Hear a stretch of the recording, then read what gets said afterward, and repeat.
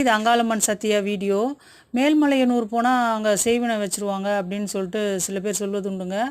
ஆனால் உண்மை என்னன்னாங்க, பில்லி சூன்யம் ஏவல் காற்று கருப்பு அது மாதிரி எந்த விஷயமா இருந்தாலும் சரிங்க, அந்த இடத்துக்கு போய் பரிகாரங்கள் செய்யும் பொழுது அங்கே சரியாகும். ஏன்னா அந்த மண் அப்படிப்பட்ட மண். மலையனூர் அங்காள பரமேஸ்வரி கோயில் கொண்டிருக்கிற மண் ஒரு சுடுகாடு.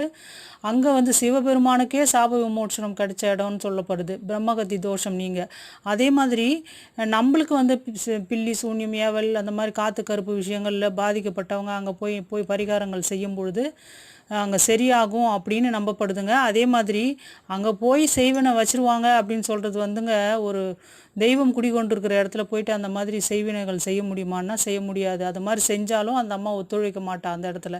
ஏன்னா நீதி நேர்மை நியாயத்துக்கு கட்டுப்பட்டவ அங்காள பரமேஸ்வரி. அதனால் அங்கே போயிட்டு ஒருத்தவங்களுக்கு செய்வினை செய்கிறாங்கன்றது பொய்யான தகவலுங்க. அப்படி கிடையாது.